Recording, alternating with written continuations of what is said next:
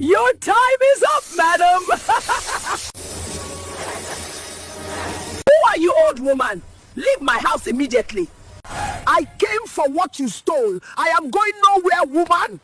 One morning, something unusual happened. A woman stopped in front of the gate. The gateman left it opened. She was old, bent, carrying a small bag and a Bible. The moment she saw the brown dog, she froze. "Chukwudi," she whispered. Chukwudi. Chukwudi, who did this to you? The dog cried loudly. Not a bark, a cry. The woman dropped her bag and rushed forward, tears streaming down her face. "Oh God," she sobbed. "They caught you too?" Madame Remy stepped out immediately, her smile gone. She started yelling. "Leave my house," she warned. The old woman stood her ground. "I didn't come for you," she said quietly. "I came for what you stole." She opened her bag and brought out a Bible, her hands shaking but her voice strong. Some mothers pray with tears, and tears don't expire. The red rope on Chukwudi's neck began to burn. He howled in pain. The ground shook. Madame Remy screamed, and for the first time since Lagos swallowed him, help finally came. But turning back into a man would not be easy, because once you live as a dog, part of you never forgets how it felt to crawl.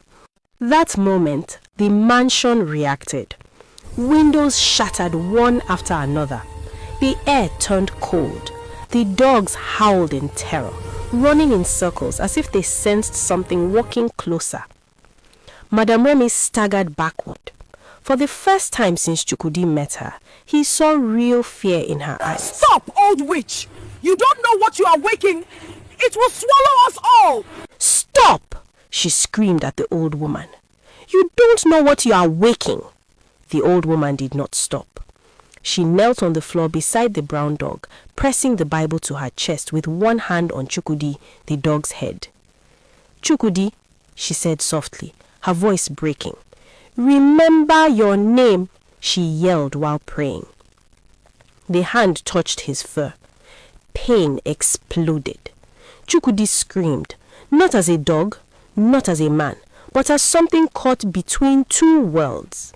His body stretched violently. Bones cracked again, louder than before. Fur peeled away like burning cloth. His legs twisted, straightened, twisted again.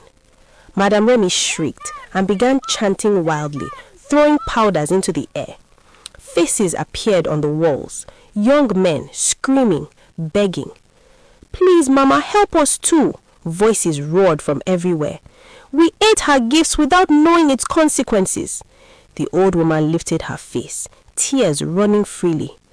"If payment must be made, let it be taken from the one who demanded it." She raised the Bible up. Thunder struck. A wind like 1,000 voices rushed through the room. Chukwudi collapsed.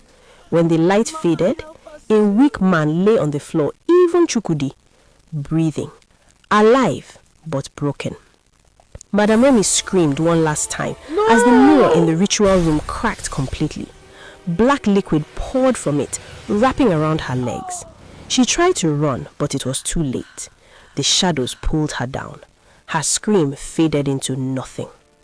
By morning, the mansion stood quiet. Too quiet. The old woman covered Chukwudi with her wrapper. He was weak, thin, his skin marked with dark lines that looked like burns, reminders of what he had been.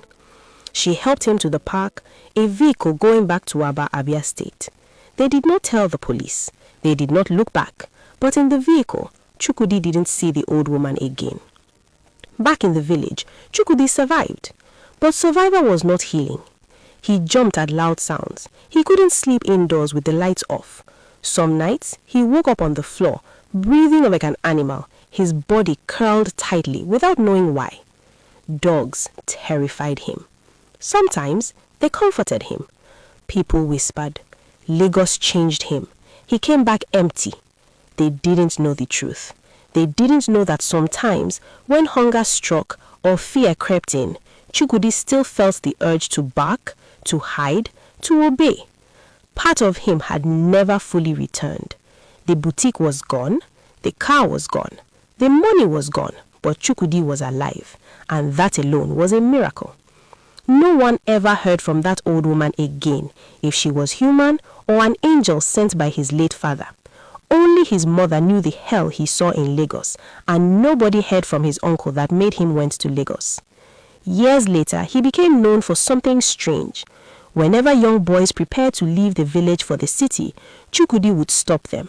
He would look them in the eye and say only one thing: not every help is help. Some help eats people. Not every help is help. Some help eats people, like I was almost eaten if not for God. This world is beyond the physical.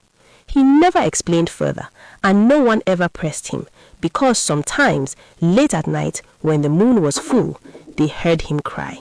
Not like a man, not like a dog, but like someone who had been both and survived.